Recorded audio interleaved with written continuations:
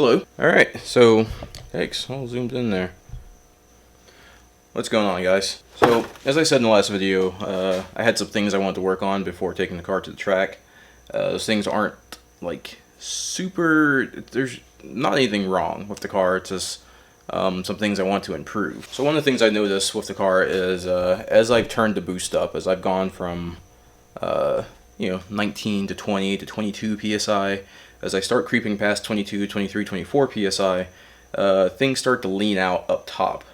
And as I start to add more fuel up top, as I start to adjust the VE table to add more fuel, the gain in fuel doesn't seem to be very linear. So that's telling me that what's happening is that I'm running out of fuel. You know, the injector duty cycle, the injector pulse width is going up, but I'm not getting any more fuel. So that's a pretty clear indication that you're out of fuel. So there's a few things you can do in this situation. One of them is bigger injectors. I'm already running 1000cc injectors, which I guess are kind of small for E85. Well, for the power I'm going for on E85. But I realize that probably my biggest issue is my fuel pump. The fuel pump that's in the car is a Walbro 255. Apparently those are probably only good for about 300 horsepower on E85. They really begin to run out of flow as the fuel pressure goes up. So if you're not familiar with that, so on a boosted car, you're running your fuel pressure regulator is generally a 1-to-1 ratio. So as your boost pressure goes up, your fuel pressure goes up, so that you're able to actually inject fuel into the manifold while it's under pressure. So if your base pressure is 45 and you're running 10 psi boost, your fuel pressure at 10 psi boost is 55 psi. So does that make any sense? So every pound of boost adds a pound of line pressure. So as that happens, as the line pressure goes up, the flow rate goes down. So your 255 may be good for 500 horsepower at 45 psi, but it's only going to be good for about 350 horsepower at 85 psi if you're running like 30 pounds of boost. Kind of where I am at in the situation. So yeah, I think the first thing I'm going to address is a new fuel pump, and after that I'll potentially add I'll probably definitely add new injectors, but for now I'll just go with the new fuel pump. I'm also going to add a new pressure regulator to take my base pressure from 45 psi or 42 psi to 58 psi, from 3 bar to 4 bar basically. So what that does, by upping your base pressure, that effectively makes your injectors larger, but like I said, you have to be careful because if your fuel pump isn't up to it, you can run out of fuel pump, and your larger injectors really won't be larger injectors because you're running out of fuel pump at that point now because you're running such a high pressure, line pressure. So it's kind of confusing. Look it up if you want. So yeah, like I said, pretty much in this video, I'll just be adding a fuel pump or replacing the fuel pump in my 93 Escort. So this might be useful for you if you just have a normal 93 Escort, you need to replace the fuel pump, or pretty much any car. It's basically the same procedure for most vehicles, but you know, if you happen to have a BG chassis car, you know, Mazda Protege, Kia Sophia, Ford Escort, even some of the other BF platforms, you know, they're pretty similar as far as changing the fuel pump. So that's what I'll be doing. I'll be adding a Walbro 450 to this car. So for some of you not very familiar with this vehicle, you're probably wondering, why the hell is this guy putting a 450 fuel pump in a 93 Ford Escort?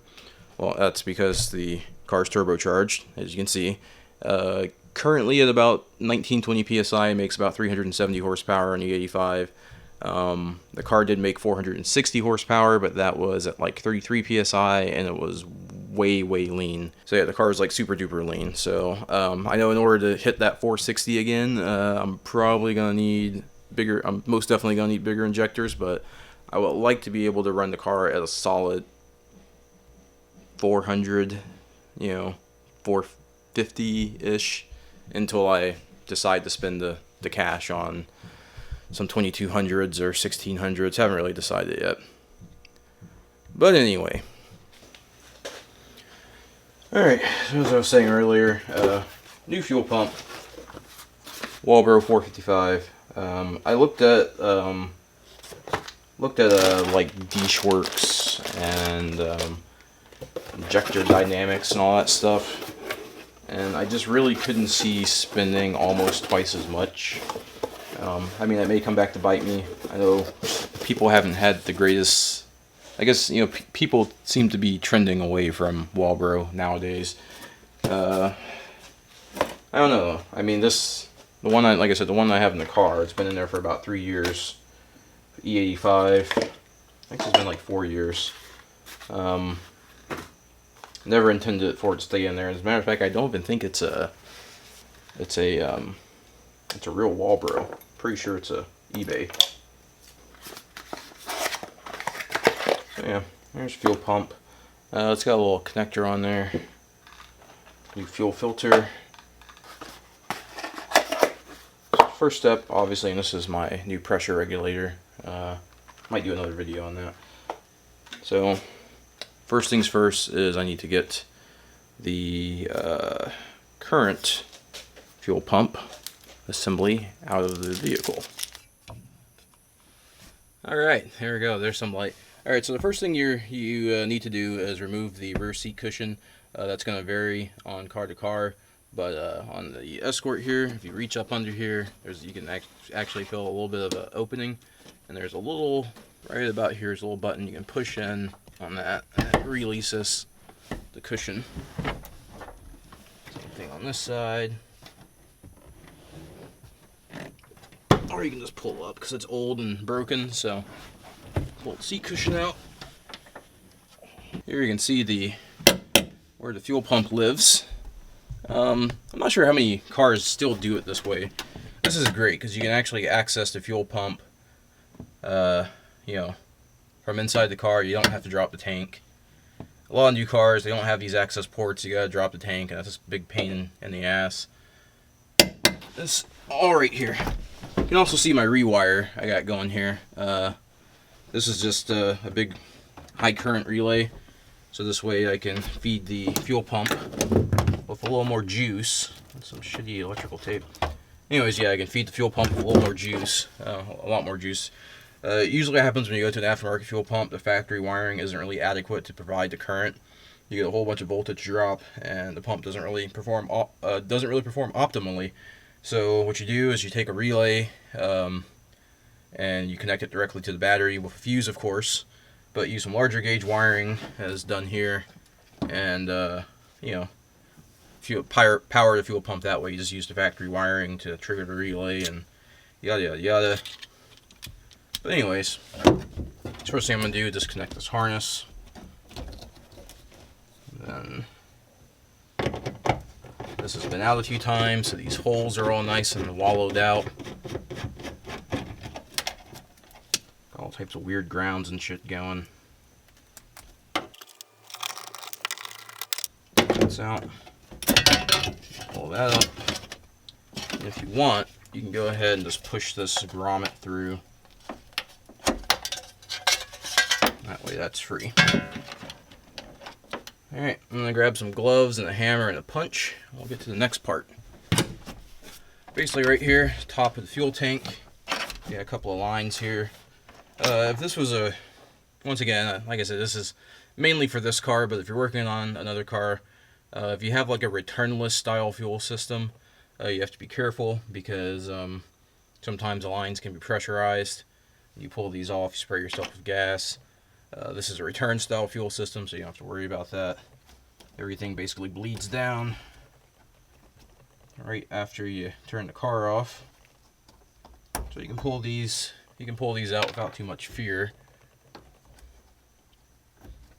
So those guys come off, and the lines come off just like that. You may not be able to get them all the way off just yet. There we go. And there's that lovely E85 smell. Delicious. Alright, so those lines are loose. We can go ahead and we can knock this loose. The way this comes apart is there's a ring, a little retention ring.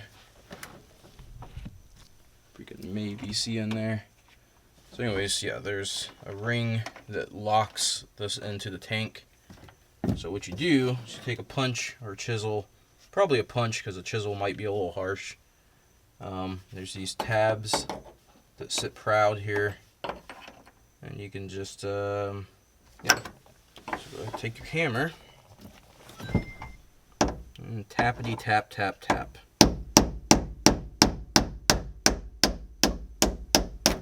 There we go. Spewing gas because I'm a dumbass and I filled this damn thing up before before I did this.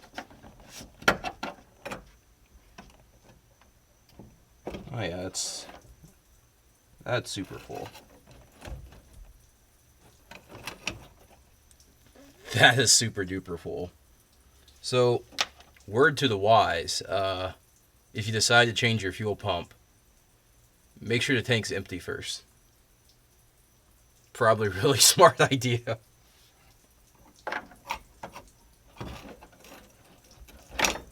So anyways, this comes out like so. There's a little rubber ring. Make sure you don't lose that ring. In fact, you can take that off. You can set that aside as fuel spews out onto my garage floor. Oh, that is so full.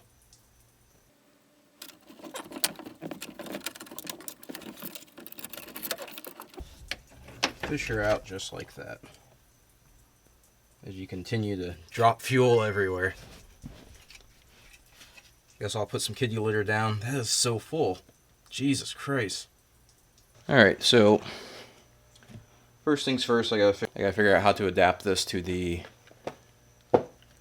sending unit here. Surprised that hose is in good shape.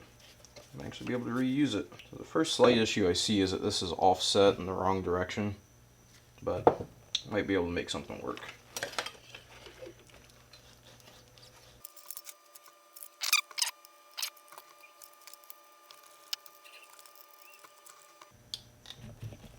Wouldn't it be nice, man, if this just plugs in? I don't think it's the same plug, though.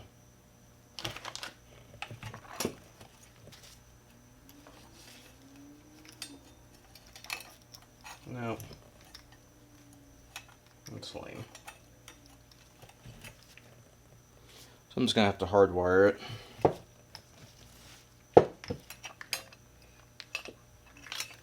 Before I do that, like I said, I gotta figure out exactly how I'm going to mount this guy. So it was never intended for this vehicle.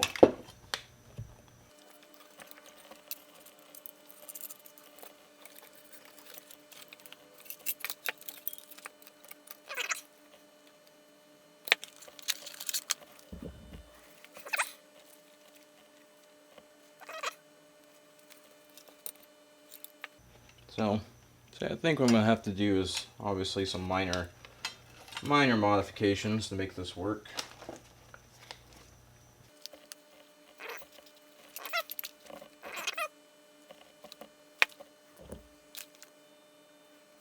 So I think the first thing I'm going to have to do is modify this guy.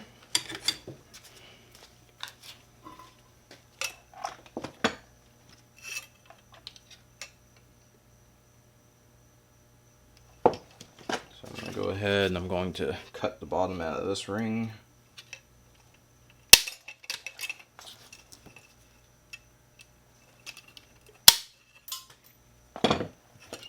No turning back now.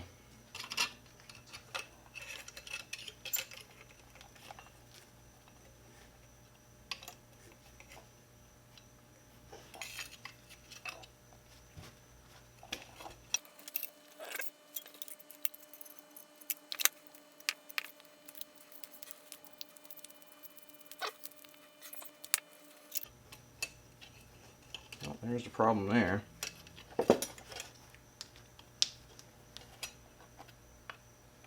little too long. I think what I'm going to do is I'm just going to trim a little bit off that tube there. Yeah, let's trim a little bit off the sending unit tube. offset, but should work.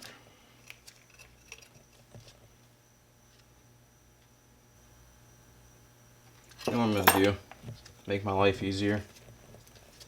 I'm just going to go ahead and remove this ring entirely.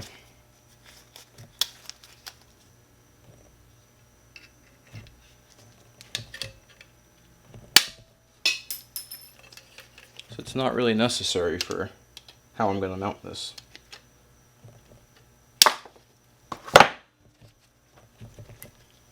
So obviously if you were just replacing the stock fuel pump, it would just be pull the old pump out, put the new one in the same way the old one was in. Or you can buy this entire sending unit. Since this is obviously a modification for a platform that I don't think anyone ever thought someone would be putting a 450 in. Be a lot more straightforward.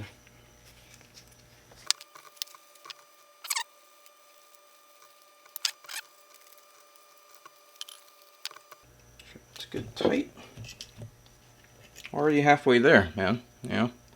So I think the way I'm going to do this is I'm either going to zip tie it using some stainless zip ties, or just use a big hose clamp. A big hose clamp would be pretty secure. But I did get these stainless zip ties from Harbor Freight, so this will probably do the job. This hose should keep it in place for the most part.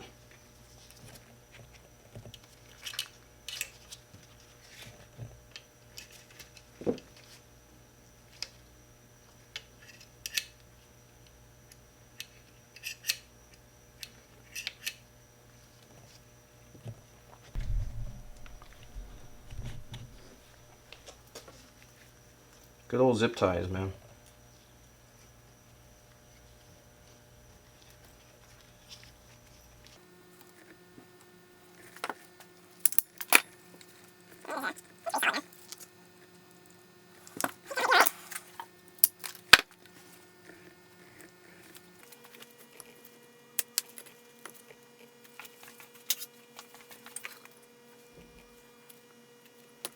Yeah, so like I said, if you're just replacing the pump, chances are your connector would have just plugged right in.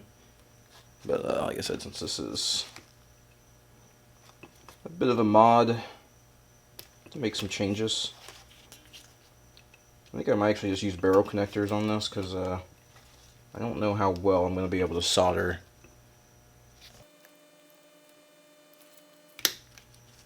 Guess I could have cut that longer so I could have reused it if I wanted to, but too late now.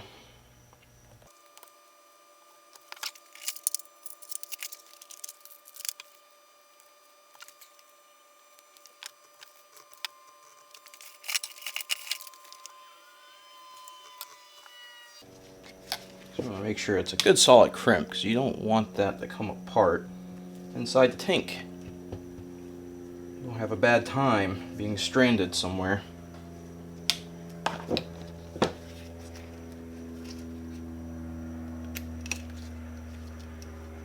The reason why I decided against soldering this is because it's been sitting in the tank for 3 years, and dirty copper is really, really hard to solder. Not going to be the right size. I don't think these are going to work, so I'll just leave it. I think it'll be alright. You don't have to worry about insulating this. You don't have to worry about sparks or anything, because it's inside of a sealed gas tank. It's not going to short because gas is not conductive.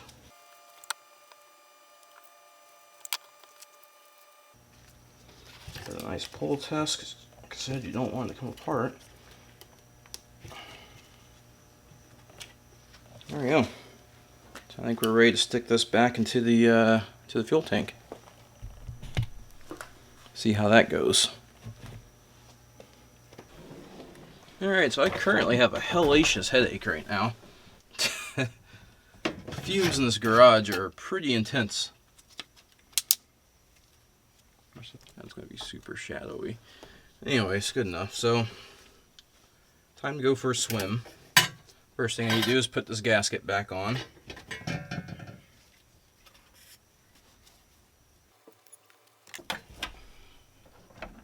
Let's hope this fits in there.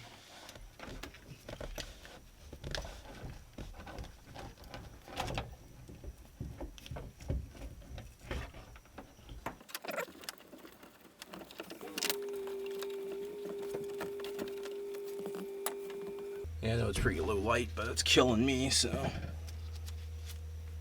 There we go, it's a little better. So there's a little groove that the gasket sits in.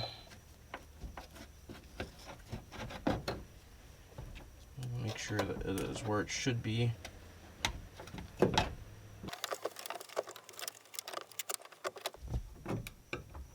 Gasket's where it should be.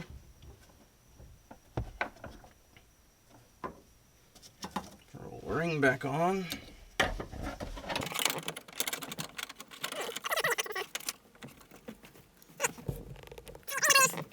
So you got the ring back on there. Whew, buddy, you want to get that started ever so slightly.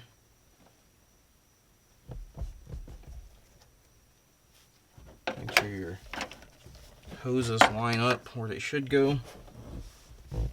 Make sure they're not reversed. One is bigger than the other, so you can't screw it up if you put the lines on backwards. Well, you can't put the lines on backwards. One line is physically larger. All right, so.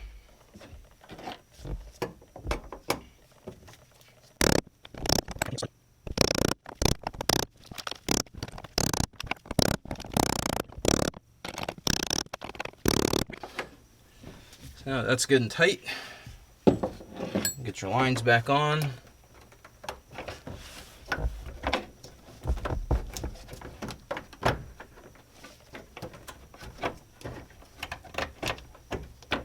Put your retention clips back in. If you want to focus, there we go. Make sure those go back in. Otherwise your lines will blow off. There we go. So I can go ahead, I can flip this back on.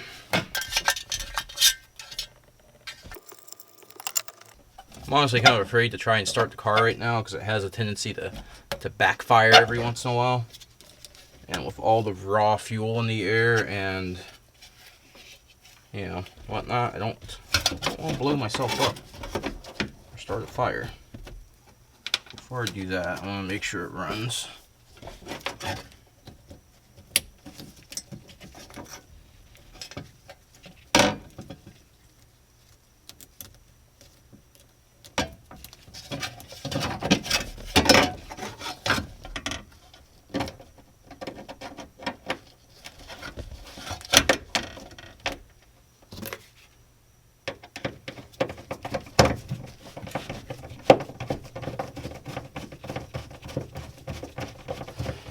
I want to make sure it doesn't leak. This is what I should have said.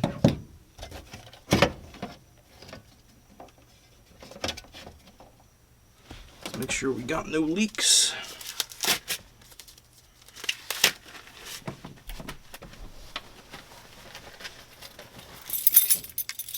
Can't wait to hear this thing.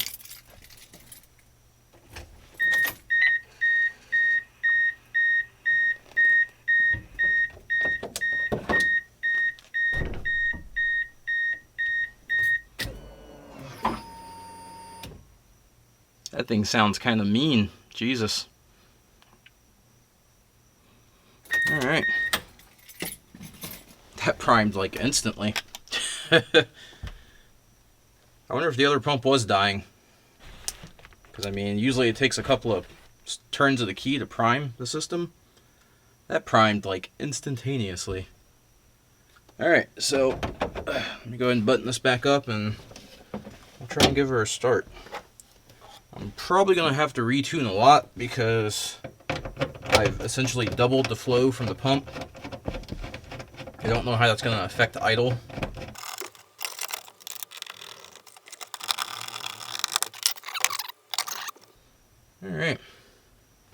check up on your car and make sure my gas slick is gone. And give her a little test start. So yeah, it's super late right now, so I'm not. Yeah, it's super late.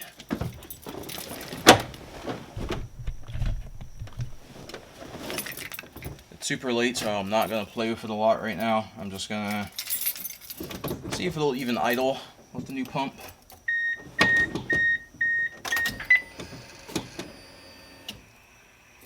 It's pretty quiet. I thought it was gonna be super loud. It's really not that loud.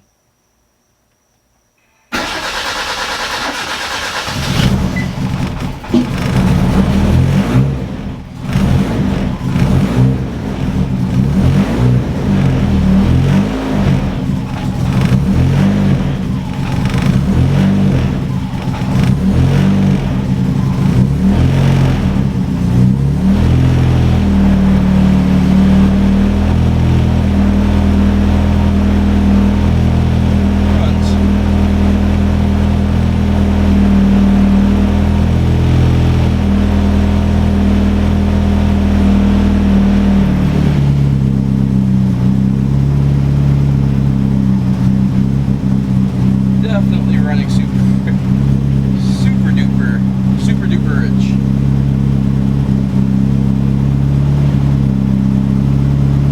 So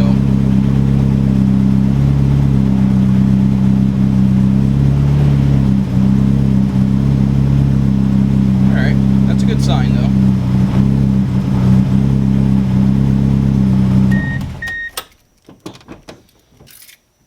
Success.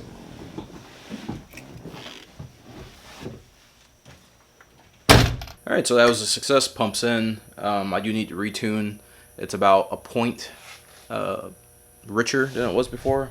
Probably about a point and a half. I had it tuned for 13.5 at idle. Right now it's at about 12. So, God bless America. That was fun. Right in the ear. So anyways, yeah, so it's definitely richer, so it's higher flowing. So yeah, it's definitely a good sign. Realistically, it shouldn't have changed that much because at idle the pressure is the same. You know, it's 42 p. But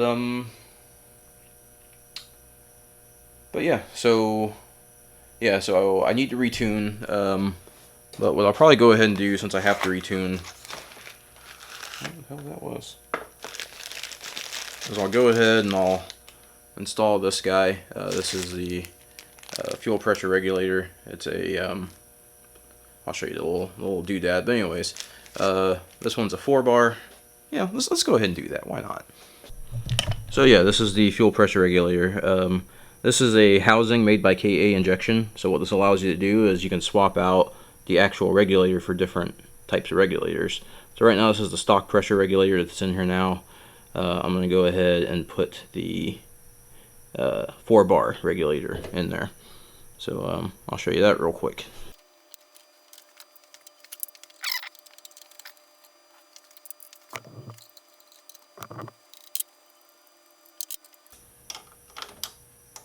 There might be a little bit of pressure.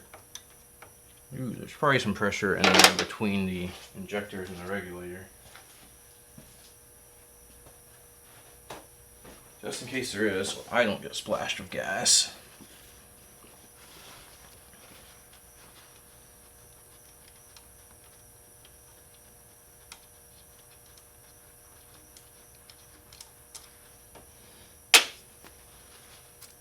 A little bit of pressure, not a lot. A little bit though. Alright, so I'll show you how this is done. Real quick kind of thing here.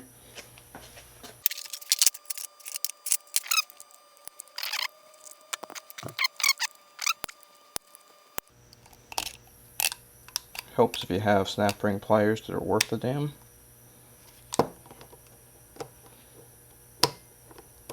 First step, buy a set of decent snap rings.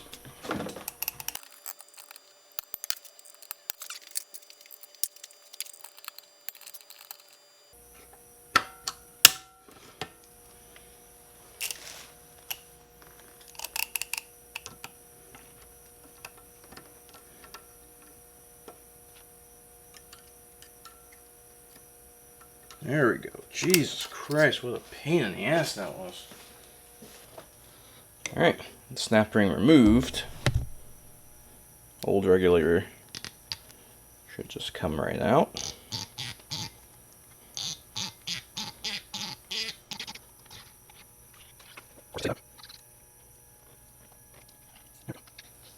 There we go. Alright. So, brown is a 3-bar, orange is 4-bar. Then goes the 4-bar. Put the snap ring back in, which should be a lot easier to put back in than it was getting it out.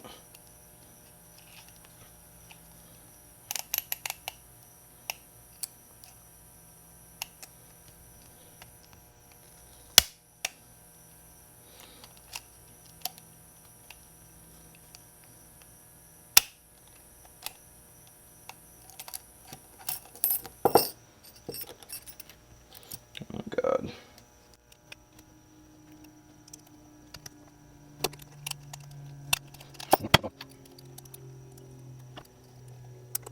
There we go. Jesus Christ, what a fucking pain that is. So there we go. The 4-bar.